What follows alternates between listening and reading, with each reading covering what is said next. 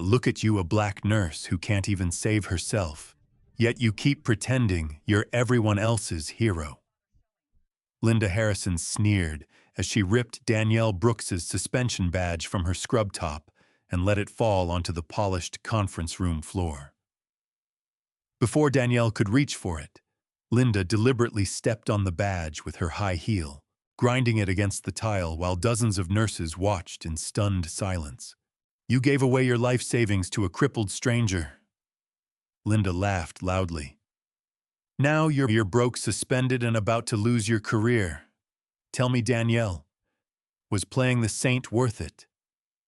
She bent down, picked up Danielle's locker key, then flicked it across the room like a worthless coin.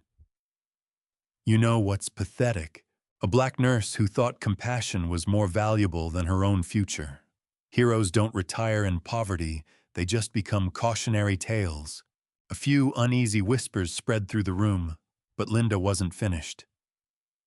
"When they throw you out today, don't expect anyone to remember your kindness. They'll only remember the fool who traded a home, a promotion, and her dignity for a stranger nobody wanted." Just then, the conference room doors swung open. A sharply dressed man walked inside, supported by a polished cane, and followed by state investigators carrying sealed evidence boxes.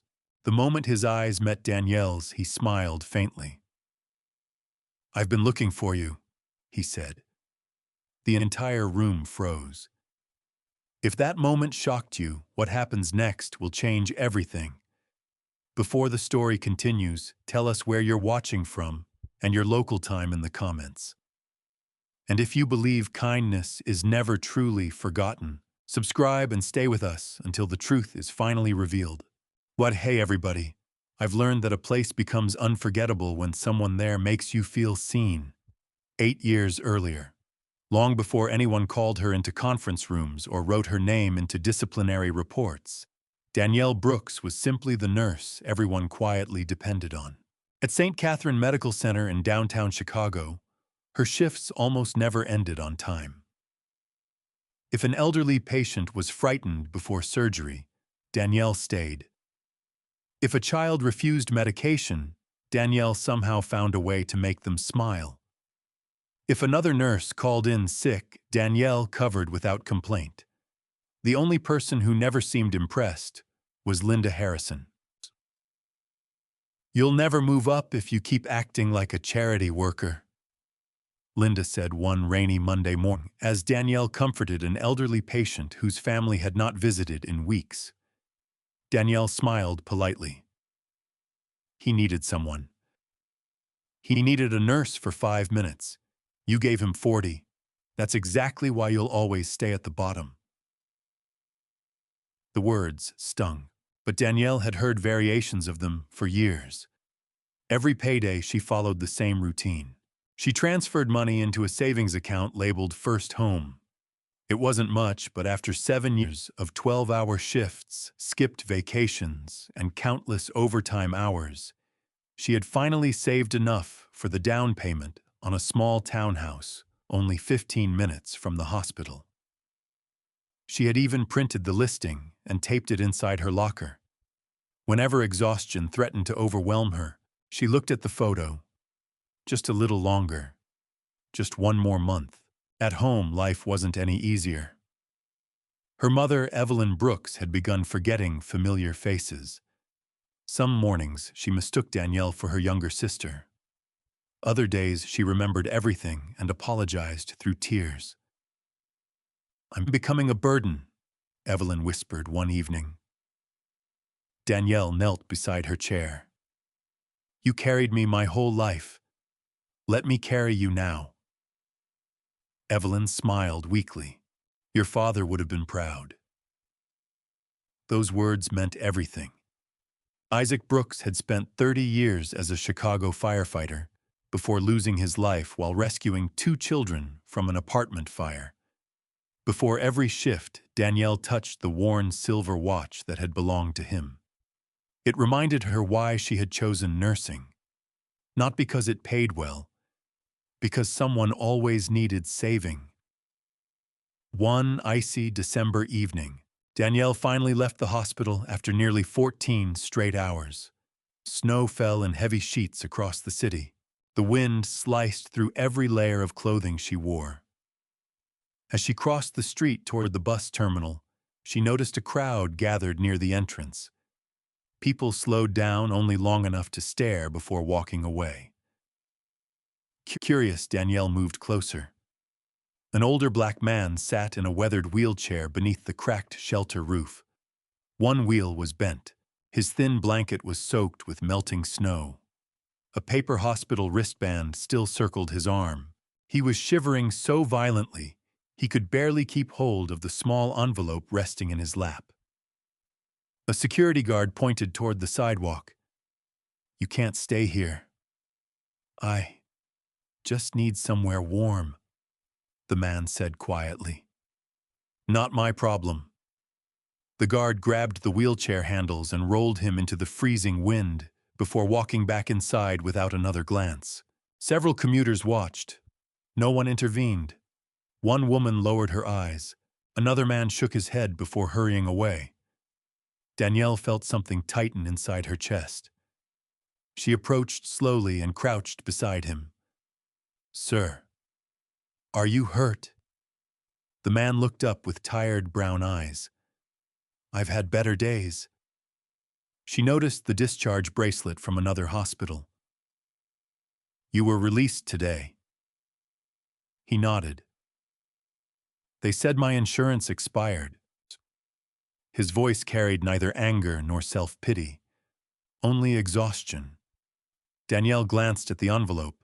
Inside were unpaid medical bills, a prescription he clearly couldn't afford, and a notice scheduling surgery that had already been canceled because no payment had been received. "Do you have family?" she asked gently. A long silence followed. "Not anymore." Snow continued collecting on his shoulders. Danielle removed her own scarf and wrapped it around his neck. The man immediately tried to hand it back. "You'll be cold." "I'll survive." For the first time that evening, he managed a faint smile. "My name is Marcus." "I'm Danielle." Before she could ask another question, Marcus's stomach growled loudly enough for both of them to hear. He lowered his head in embarrassment. "I haven't eaten since yesterday." Danielle looked toward the diner across the street, then back at the trembling man whose entire world appeared to fit inside a torn backpack hanging from the wheelchair. She had no idea that this quiet encounter on the coldest night of the year was about to change both of their lives forever. She reached into her coat pocket, wrapped her fingers around the envelope containing the cashier's check for the down payment on her dream home, and hesitated.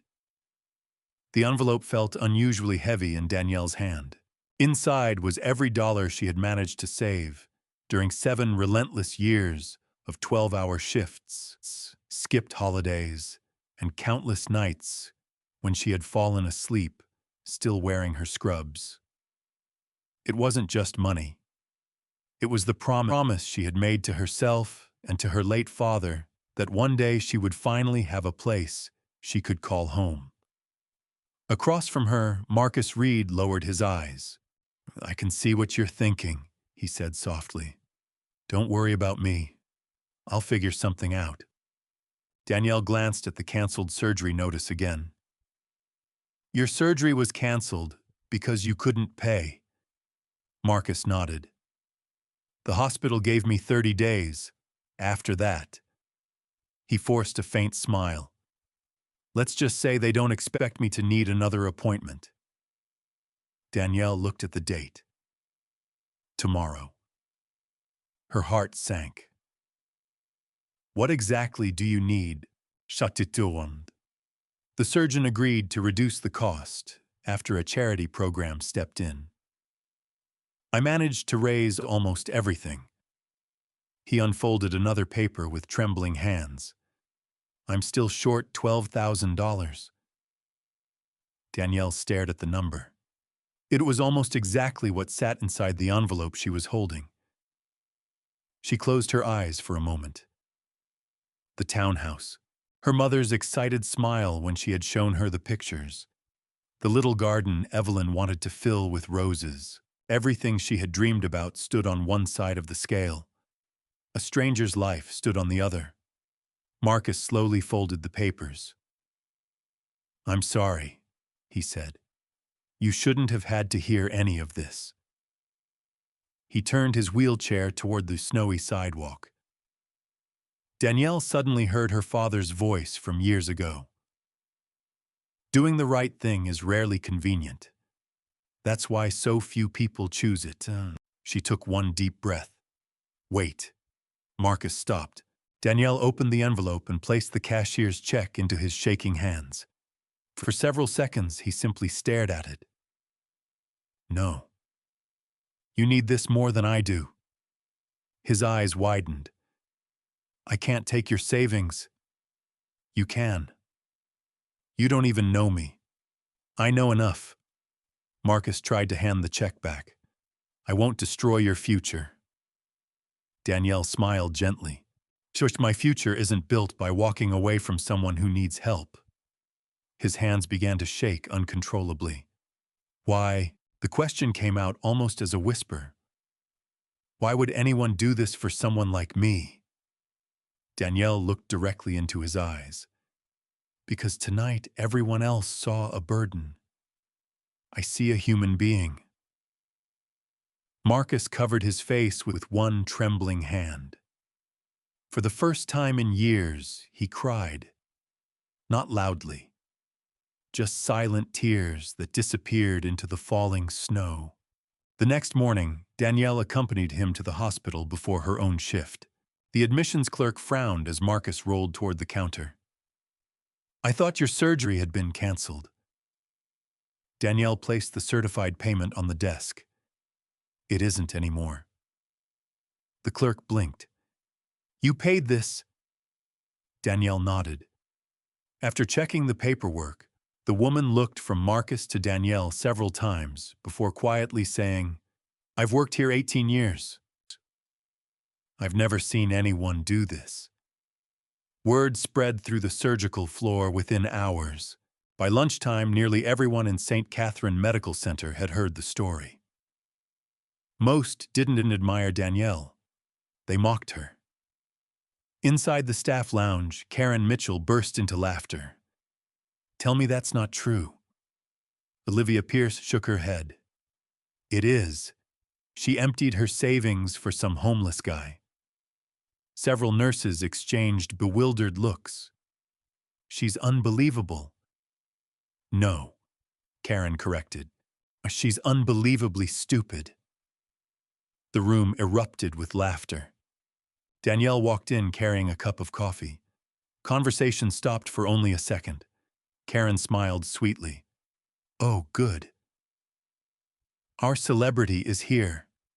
Linda Harrison entered moments later after hearing the gossip. "I've been looking for you." Danielle remained calm. "Can I help you?" Linda folded her arms. "Is it true you gave away your house fund?" "Yes." Linda laughed so loudly that people in the hallway turned toward the lounge. "I've trained hundreds of nurses, but you're the first one foolish enough to confuse a hospital with a charity." A few people chuckled. Linda wasn't finished. "You know what promotions are based on? Judgment. And yesterday you proved yours is worthless." Danielle quietly picked up her coffee. "I don't regret helping him." Linda stepped into her path. "You will. When you're 60 years old and still renting a tiny apartment because you decided a complete stranger deserved your future." Danielle looked at her without anger. "If saving someone's life costs me a house, I'll find another house." Linda rolled her eyes. "No. You'll find regret." The break room fell silent. Even Karen looked surprised by Danielle's composure. Linda leaned closer. "Here's some free advice. Stop trying to save everyone. Nobody is coming to save you." She walked away with Karen and Olivia following behind. As the door closed, Michael Turner approached Danielle quietly. I heard what happened.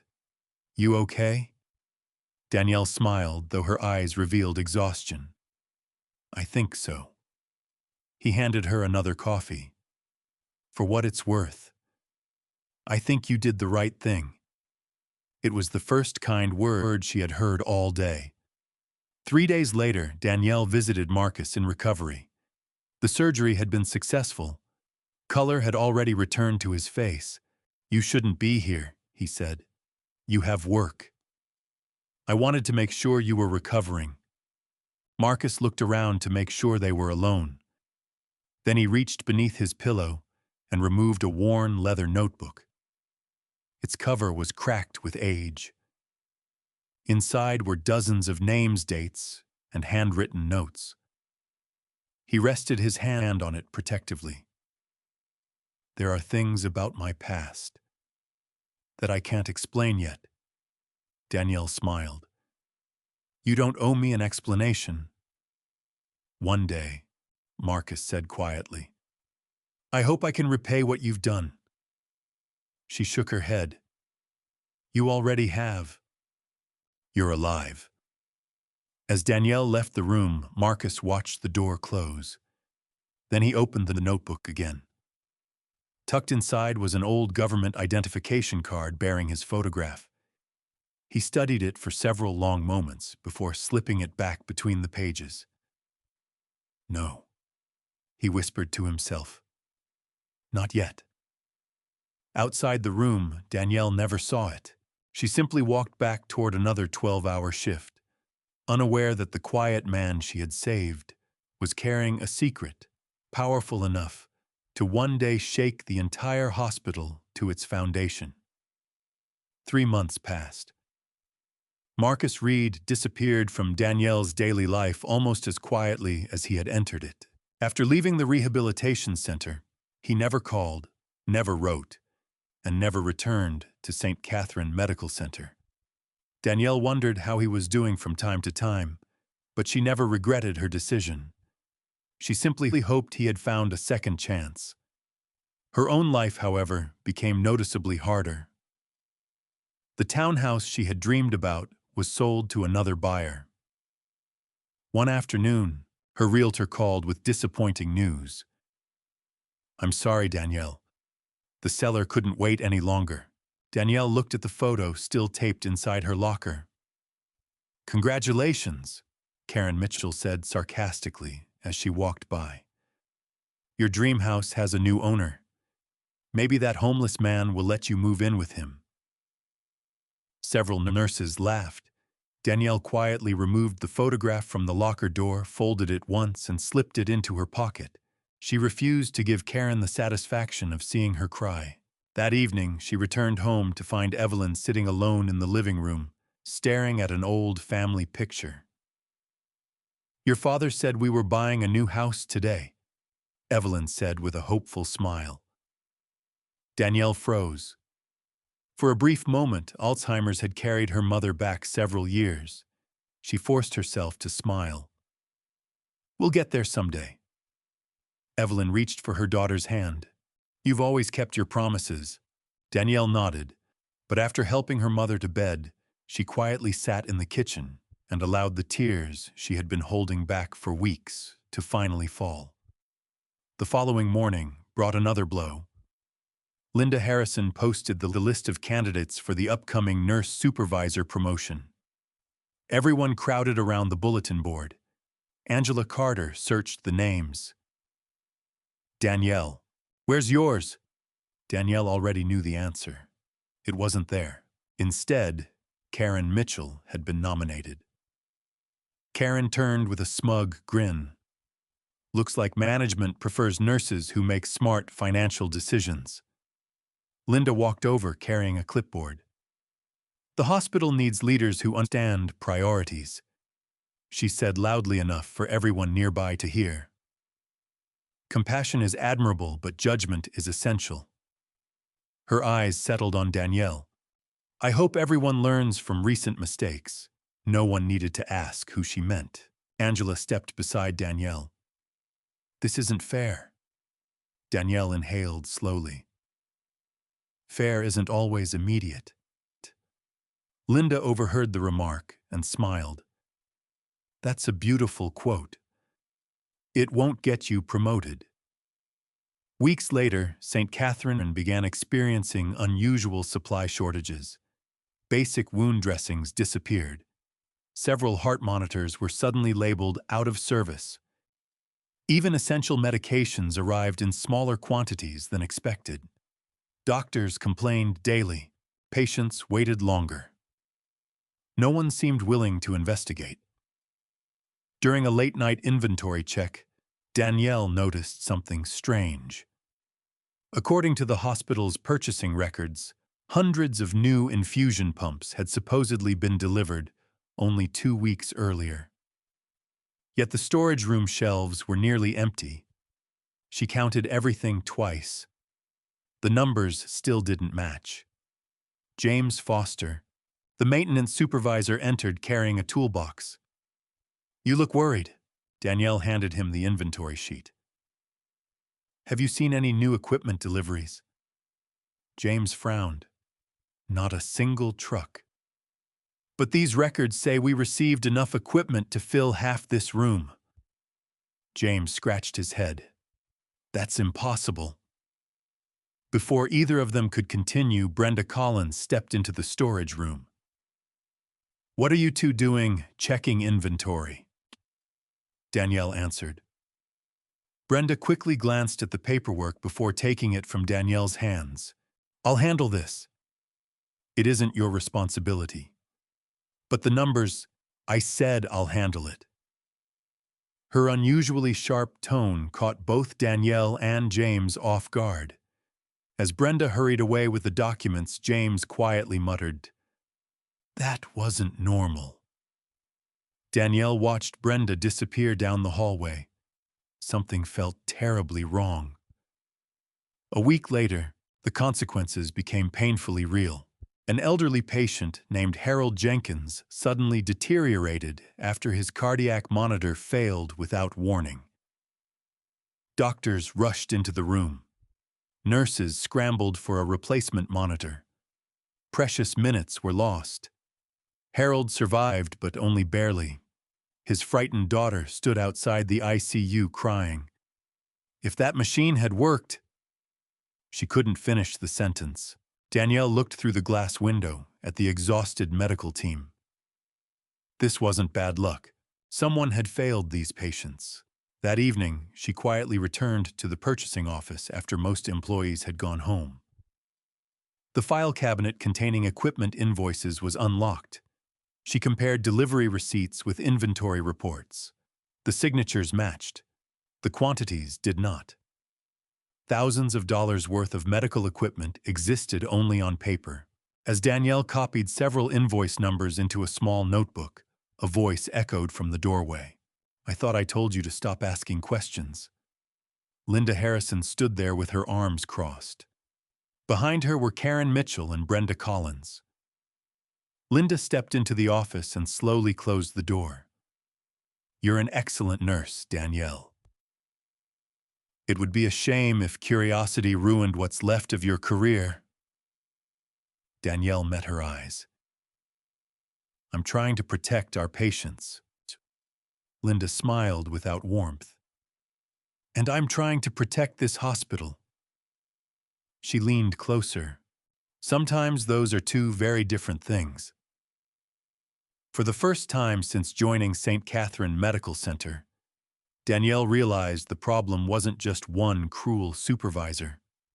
Something much larger was hiding behind these walls, and she had just stepped directly into its path. Danielle barely slept after her confrontation with Linda Harrison. The words kept echoing through her mind. Sometimes protecting the hospital and protecting the patients are two very different things. That wasn't a warning from someone trying to preserve the hospital's reputation. It sounded like a confession. The next morning, St. Catherine Medical Center bustled as if nothing had happened. Nurses hurried through the corridors, physicians reviewed charts, and patients filled every waiting room. Only Danielle noticed how many essential supplies were quietly disappearing. A pediatric nurse stopped her near the medication room. "Danielle, have you seen any IV pumps? We're down to our last two." Danielle frowned. "We were supposed to receive dozens." The nurse sighed. "That's what administration keeps saying. But nobody can find them." Instead of confronting Linda again, Danielle decided to collect evidence. Every evening after her shift, she copied inventory numbers into a small notebook she kept inside her locker. Shipment dates, purchase orders, equipment serial numbers, medication quantities. The deeper she looked, the more disturbing the pattern became. Millions of dollars worth of medical equipment had supposedly been delivered over the past 3 years. Yet entire departments were sharing outdated machines. Some devices had been repaired so many times they should have been retired years ago. One afternoon, James Foster approached her in the basement maintenance workshop. Without saying a word, he closed the door behind him. "I found something." He slid several maintenance requests across the workbench.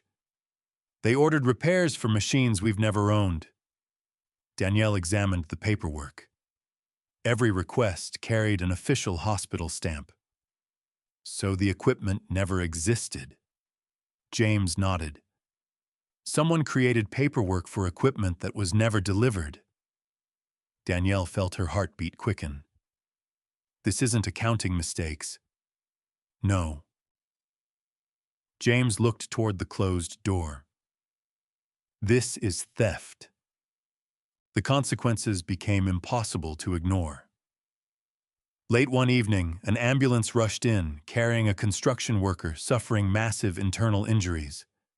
Doctors needed a portable ultrasound machine immediately. There wasn't one available. The only functioning unit had been transferred between departments because another machine had broken earlier that week. Precious minutes slipped away. The trauma team fought desperately to stabilize the patient. Outside the operating room, Danielle stood beside his terrified wife. "Please," the woman whispered through tears. "Don't let him die." Danielle squeezed her trembling hand. "We're doing everything we can." The surgery succeeded, but the chief trauma surgeon later gathered several nurses. "We almost lost him. If we'd had the equipment listed in our inventory, treatment would have started much sooner." Silence filled the room. Everyone knew the truth. Nobody dared say it aloud. Linda, however, had begun noticing Danielle's quiet investigation. She called Danielle into her office before the next shift. The blinds were closed. Karen Mitchell stood beside the filing cabinet with folded arms. Linda didn't offer Danielle a chair. "I've received complaints." Danielle remained calm. "From whom?" "Shakutikum. People who think you're spending too much time asking questions instead of doing your job." "I'm trying to understand why patients don't have the equipment they need." Linda smiled coldly. "No. You're trying to make yourself look like the only honest employee in this hospital." Danielle answered without raising her voice. "If I wanted attention, I wouldn't be collecting evidence after midnight." Linda's expression hardened.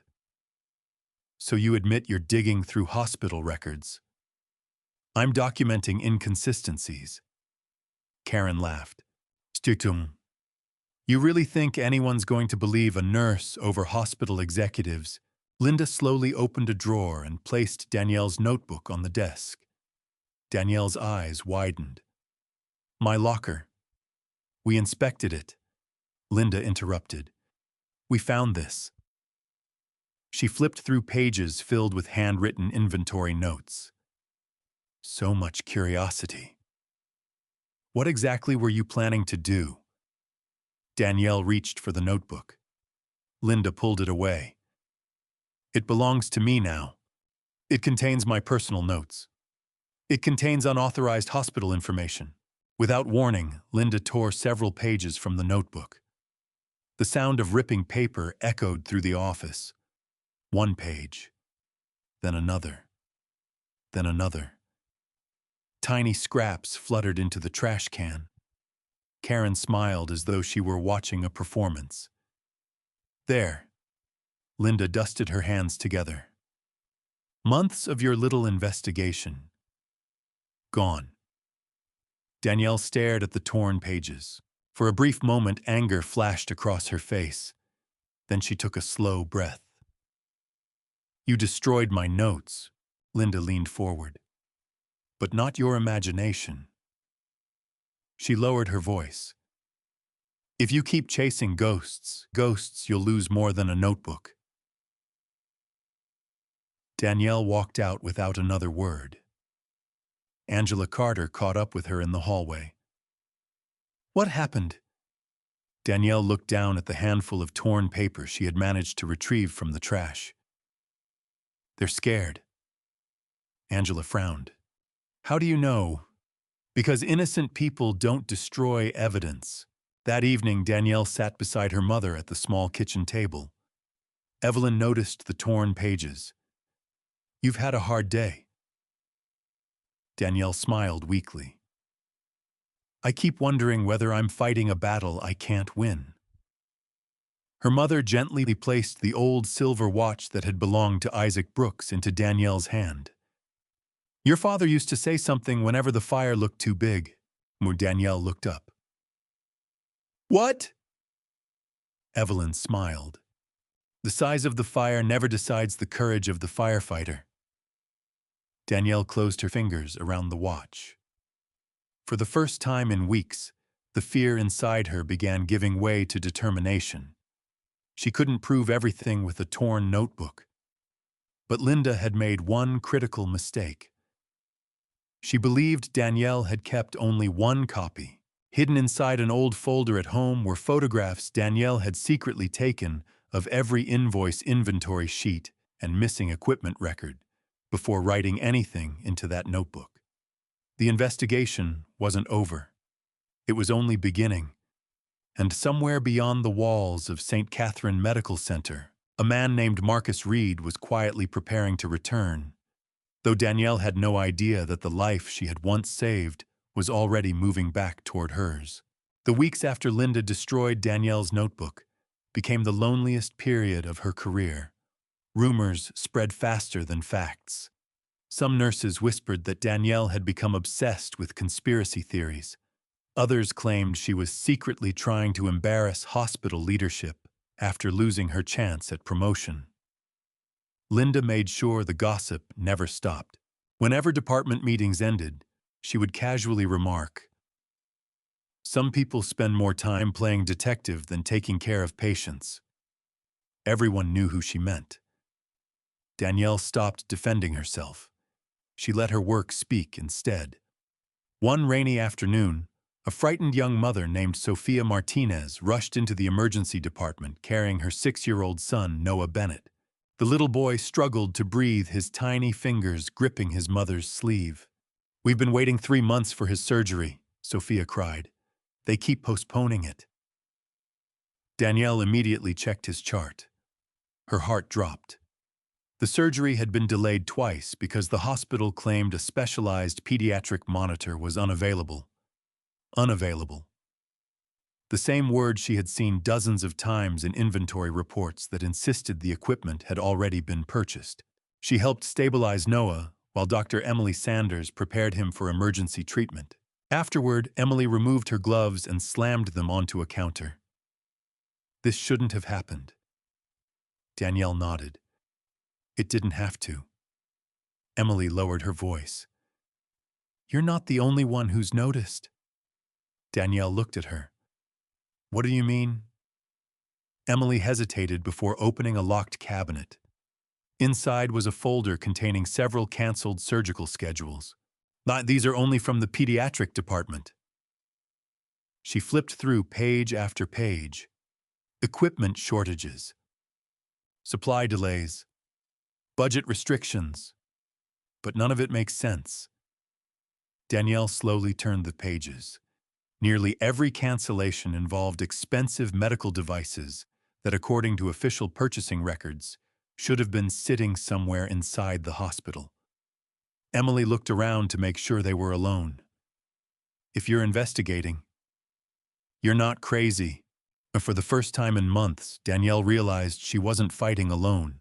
2 days later, something unexpected happened.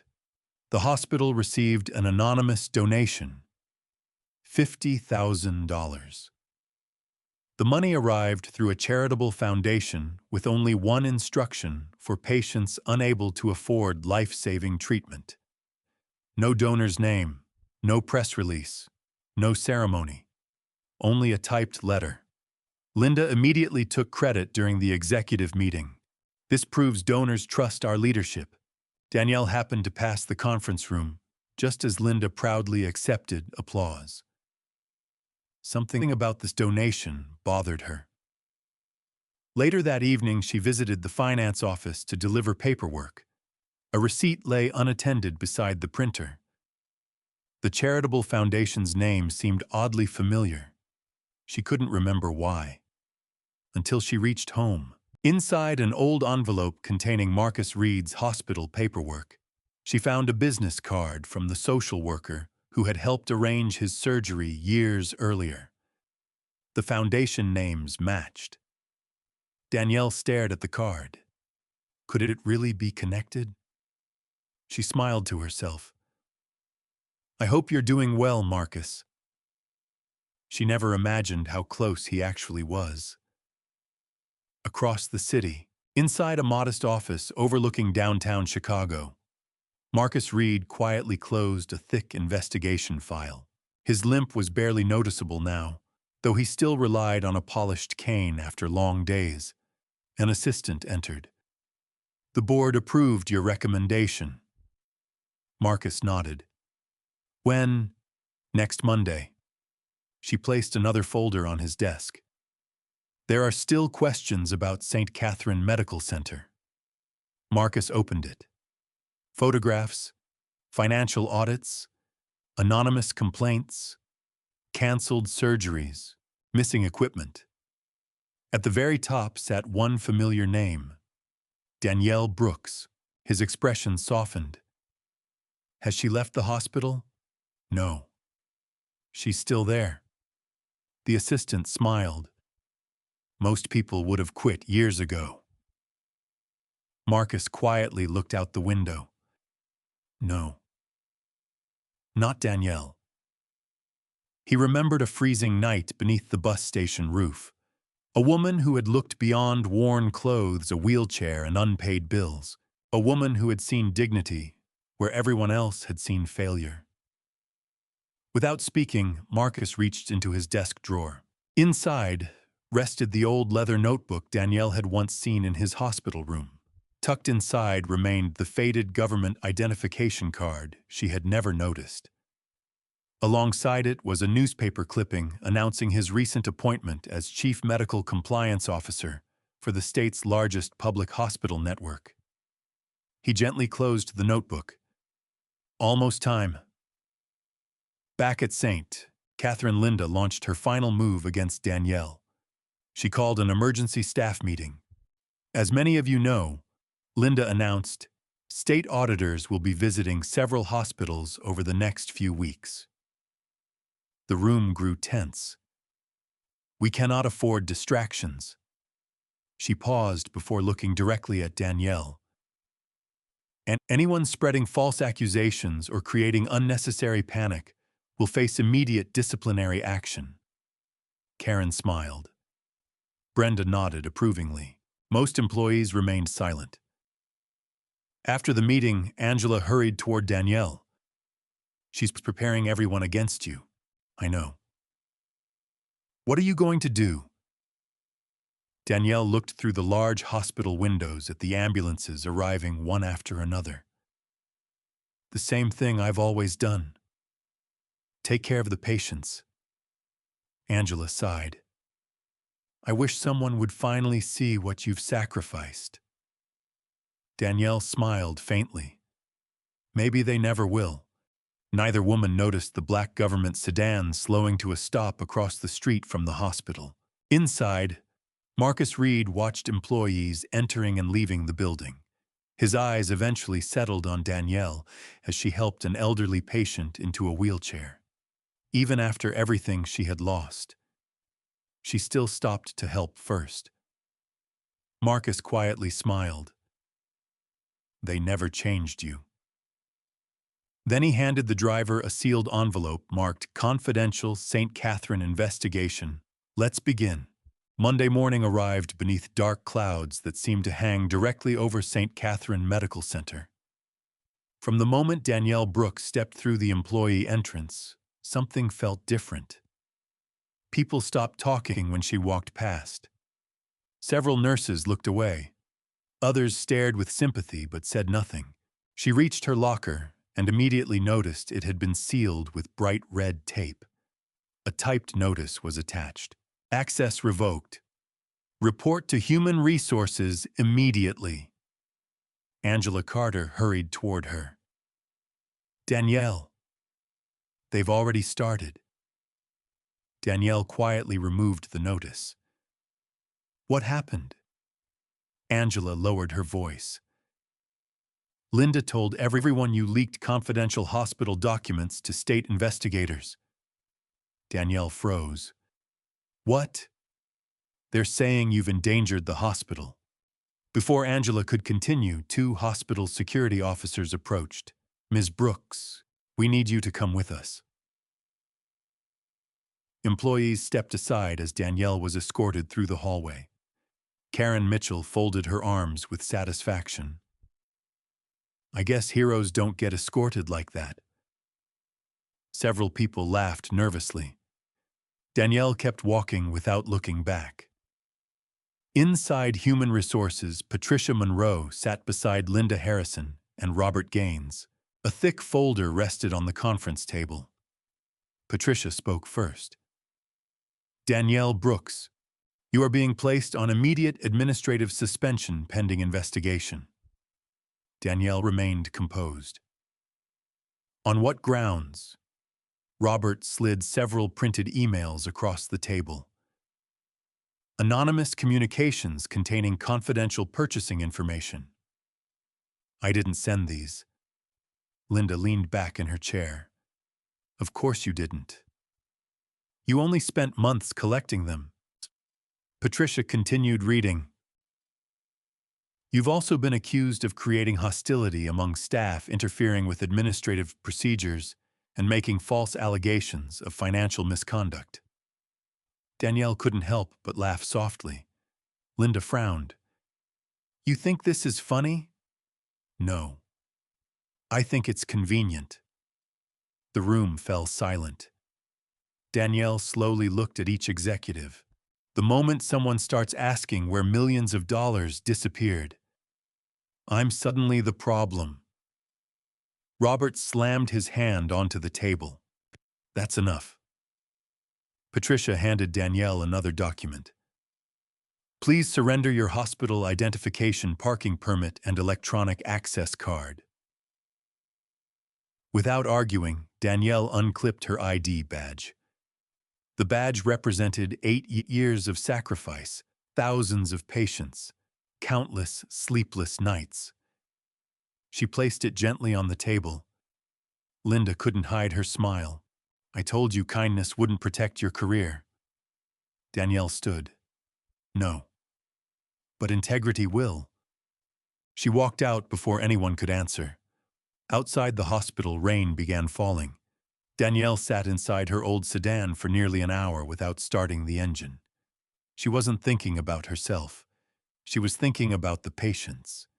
Who would keep asking uncomfortable questions now? Who would notice the missing equipment? Her phone suddenly rang. James Foster. They searched maintenance this morning. Danielle sat upright. What happened? They removed old inventory records. Boxes and boxes of them. Did you copy anything? No. They took everything. James hesitated. Danielle, I think they're destroying evidence. That afternoon, another tragedy struck. Noah Bennett, the little boy whose surgery had already been delayed twice, suffered a sudden medical crisis. Emily Sanders desperately searched for a pediatric monitoring system. Again. The equipment wasn't there. Doctors fought for nearly 40 minutes. This time, Noah survived, but barely. Sophia Martinez broke down outside the ICU.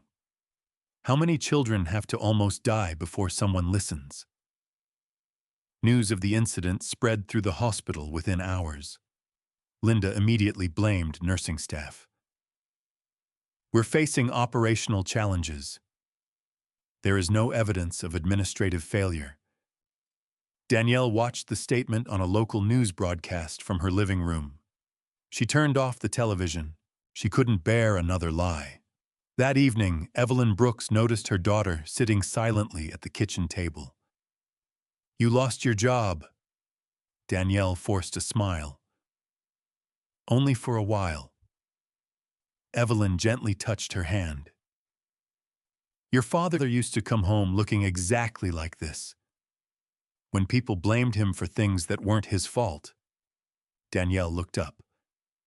"What did he do?" He went back the next morning. Because truth doesn't stop being true just because powerful people say otherwise. Danielle smiled through tears. "I wish he were here." Evelyn squeezed her hand. "I think he is." She pointed toward Isaac's old firefighter watch resting on the table. "Every time you choose courage." The following morning, Linda held another executive meeting. Everything appeared perfect. Patricia congratulated her. "Once Danielle is gone, the auditors won't find anyone making trouble." Robert Gaines nodded confidently. "We've cleaned every department." Linda smiled. "Exactly. The investigation is finished before it begins." Just then, Brenda Collins rushed into the room without knocking. "They're here." Robert looked confused. "The auditors." Brenda shook her head. "Worse." Through the conference room windows, they saw 3 black government SUVs pulling into the hospital entrance. State investigators stepped out first.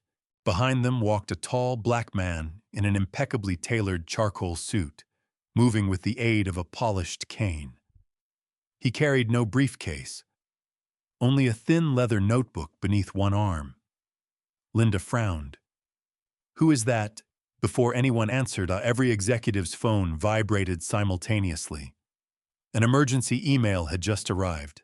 Effective immediately, all financial records, personnel files, surveillance footage, and inventory databases are placed under state protection. No employee may alter, remove, or destroy documents. Violations will result in criminal prosecution. Robert's face turned pale. Patricia slowly lowered her phone. Linda whispered, "This wasn't supposed to happen today." Downstairs, Danielle had just arrived to collect a box containing her personal belongings. As she stepped into the lobby, the hospital doors opened. The man with the cane entered. For a brief second, his eyes met hers.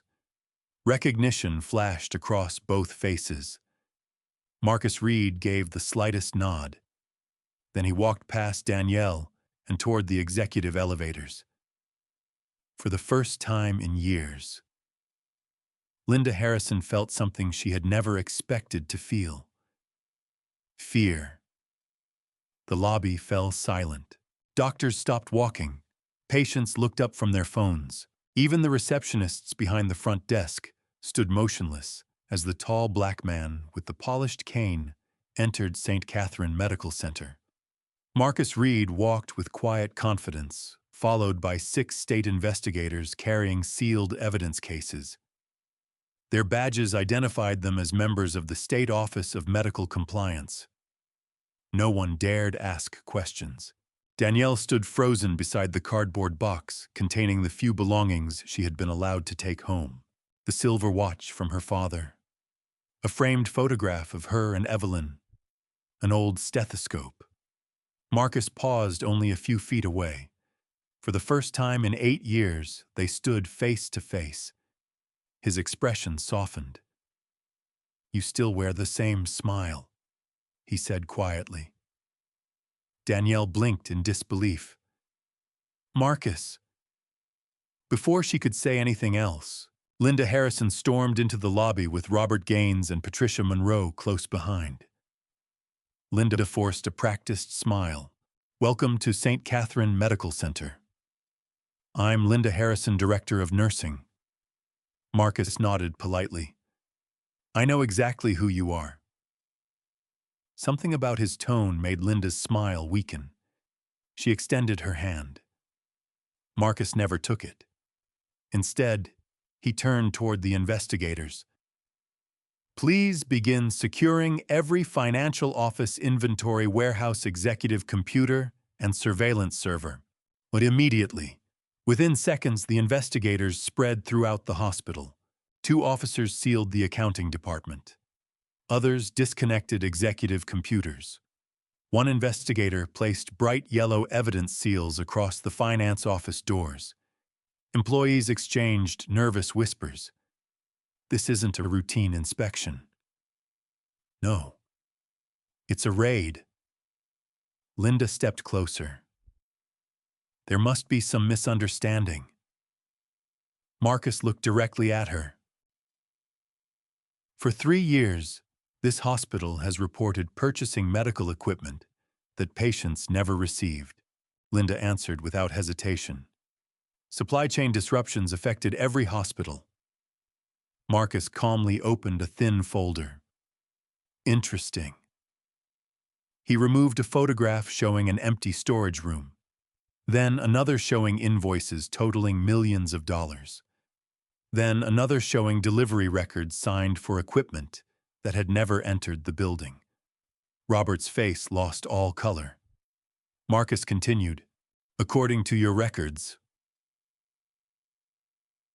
42 cardiac monitors arrived." He looked toward the emergency department. "My investigators counted 19. He turned another page. "You purchased 23 pediatric monitoring systems. The children's ward has 6. Silence filled the lobby. Linda tried to recover. "Those numbers require context." Marcus nodded. "They do." He looked toward one investigator. "Bring in the witness." The elevator doors opened. James Foster stepped out. Then Emily Sanders. Then Angela Carter. Each had agreed to provide sworn testimony. Linda stared in disbelief. "You..." Emily met her eyes. "I became a doctor to save children, not protect corruption." Karen Mitchell slowly backed away from the crowd. Brenda Collins looked toward the nearest exit. Marcus noticed. No one leaves. Uniformed investigators quietly blocked every doorway. Linda suddenly pointed toward Danielle. "This is her doing. She manipulated everyone. She stole confidential information." Marcus slowly turned toward Danielle. The lobby became so quiet that even the monitors from nearby patient rooms could be heard. He asked one simple question.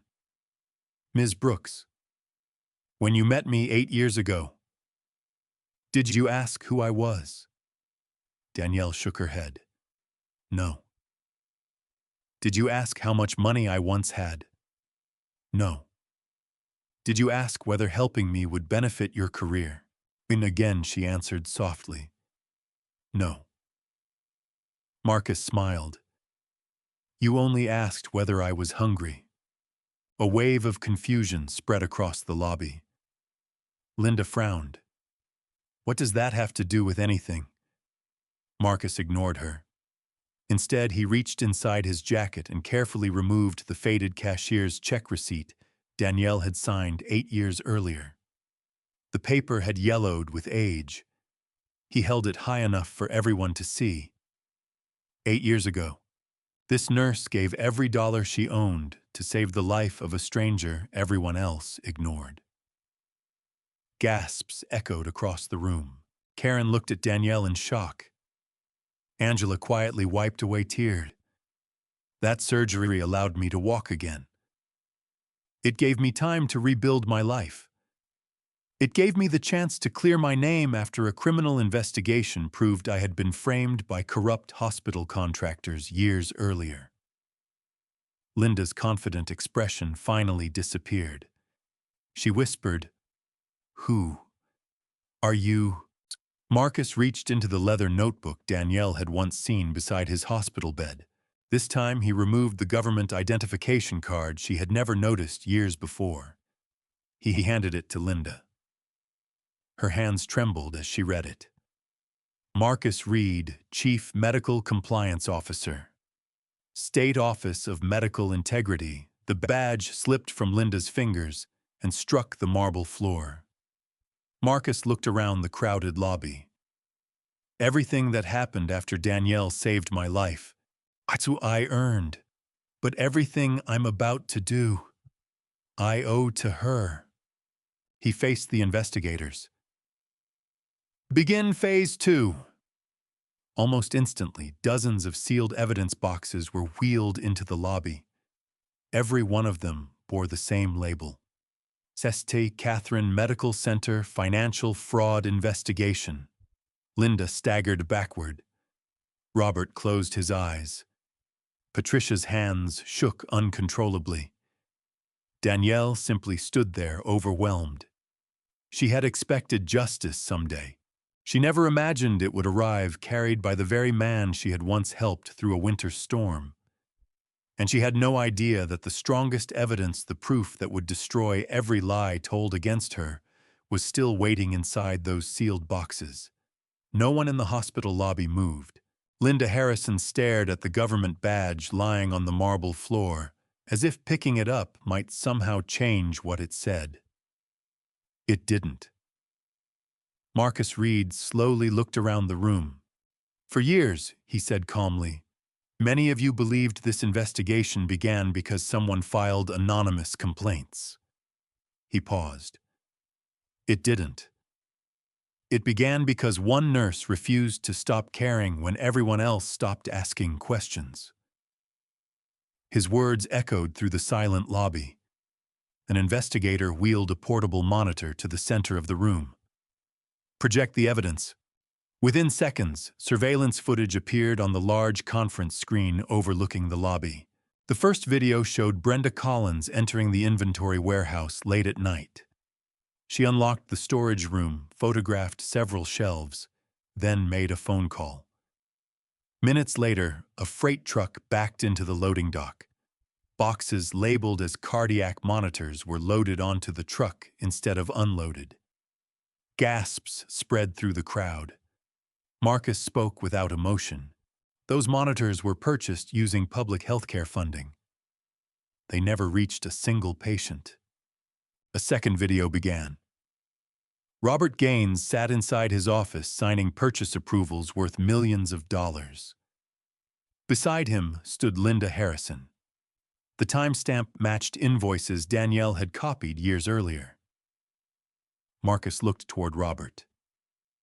Would you like to explain why equipment purchased for critically ill children was sold through shell companies? Robert's lips trembled.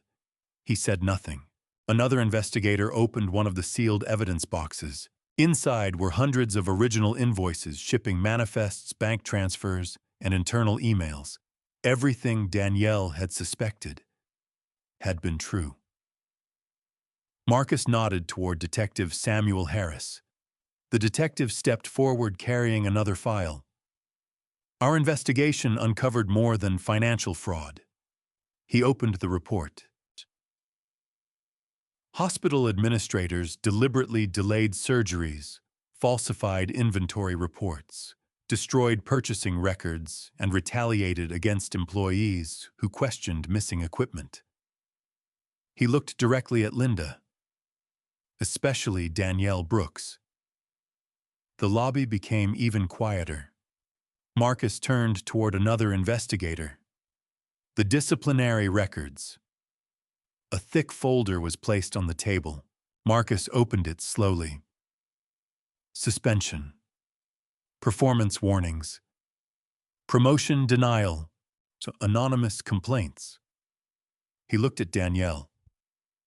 Every single disciplinary action taken against Ms. Brooks has been reviewed. He closed the folder. Every one of them was fabricated. Angela Carter lowered her head, tears filling her eyes. Karen Mitchell covered her mouth in shock. Even nurses who had laughed at Danielle weeks earlier could no longer meet her eyes. Linda suddenly stepped forward. This proves nothing. The paperwork could have been manipulated. Marcus nodded. I expected you to say that. He raised one hand. Bring in the forensic audit. Another investigator connected a laptop. Digital records appeared on the screen. Every deleted email, every altered invoice, every login, every document carried electronic timestamps. One name appeared again, and again, and again. Linda Harrison. Her face turned pale. Marcus calmly asked, would you like to explain why your executive password approved purchases worth over $18 million? Linda backed away. Robert interrupted. She wasn't acting alone. Linda turned toward him in disbelief. You promised. Robert cut her off. I'm done lying. He slowly lowered his head. We diverted equipment for years. We created fake shortages. The difference was split through outside vendors. Patricia Monroe burst into tears. I only signed personnel documents. I never touched the money. Detective Harris shook his head. You knowingly approved retaliation against whistleblowers. Patricia closed her eyes. She had no defense left. Marcus then faced everyone gathered in the lobby. There is one final piece of evidence. He reached into the old leather notebook Danielle had seen years ago. Inside was the faded cashier's check receipt she had given him on that snowy night. He held it beside Danielle's suspension letter. One represented compassion. The other represented corruption. This hospital rewarded greed and punished kindness. He looked directly at the employees.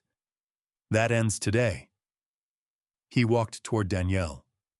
For a long moment, neither of them spoke. Then Marcus addressed the entire hospital. When I lost everything 8 years ago, executives walked past me. Doctors ignored me. Administrators treated me like I no longer mattered. He looked at Danielle. One black nurse carrying nothing but hope and exhaustion after a 14-hour shift chose to believe my life still had value.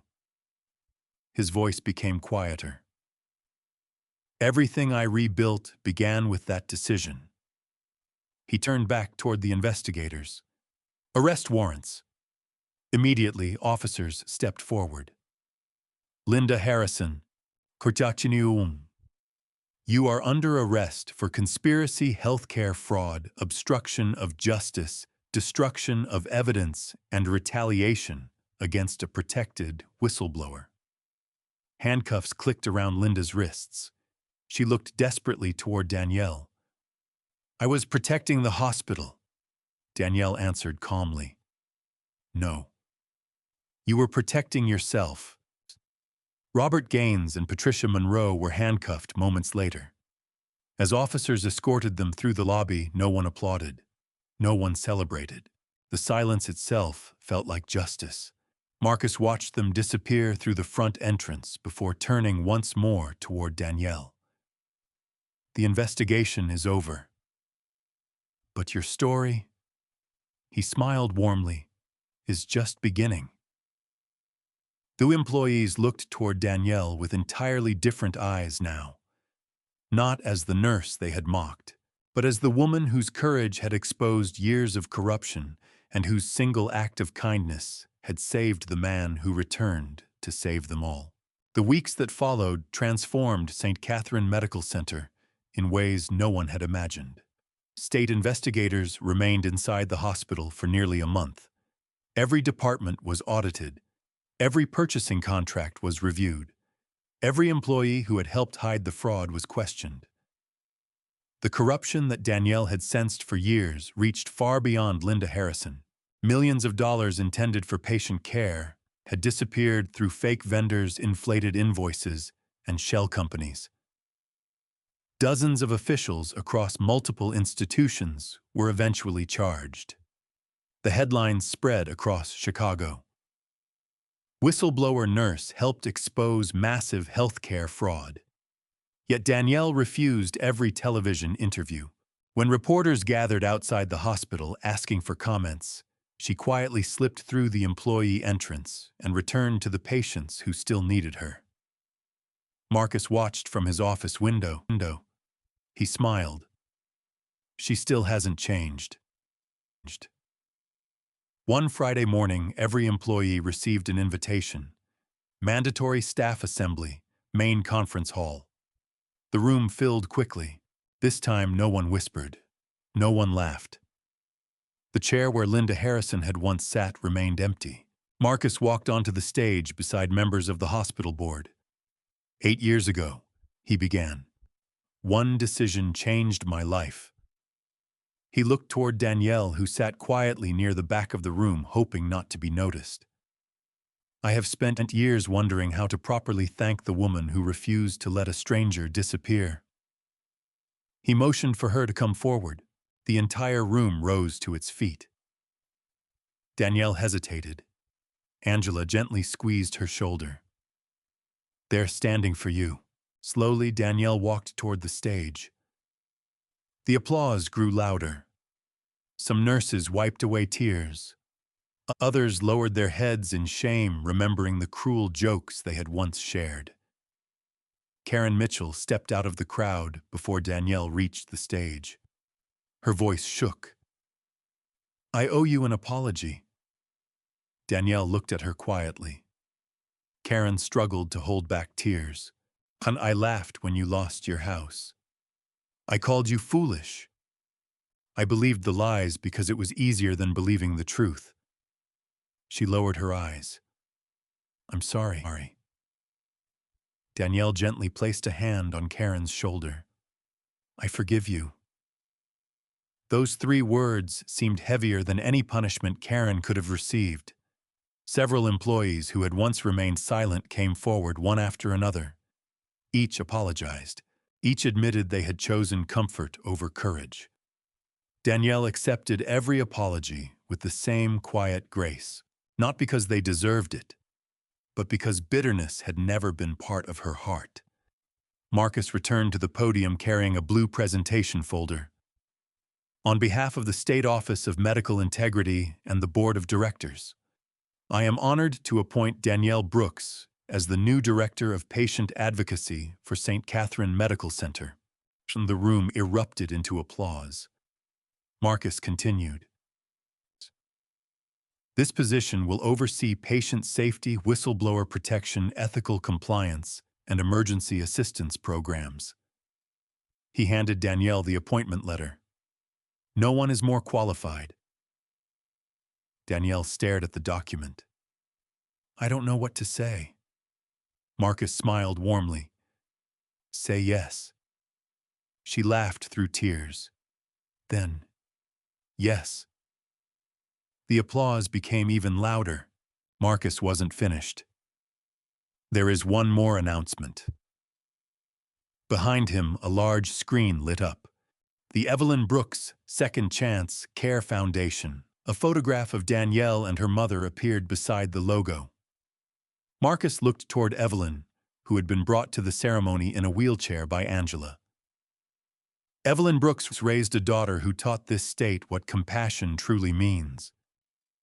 This foundation will provide emergency medical assistance for patients who cannot afford life-saving treatment. No patient will ever lose hope simply because they are poor. Danielle covered her mouth. You named it after my mother. Marcus nodded. Because without her, there would never have been a Danielle Brooks. Tears streamed down Evelyn's face.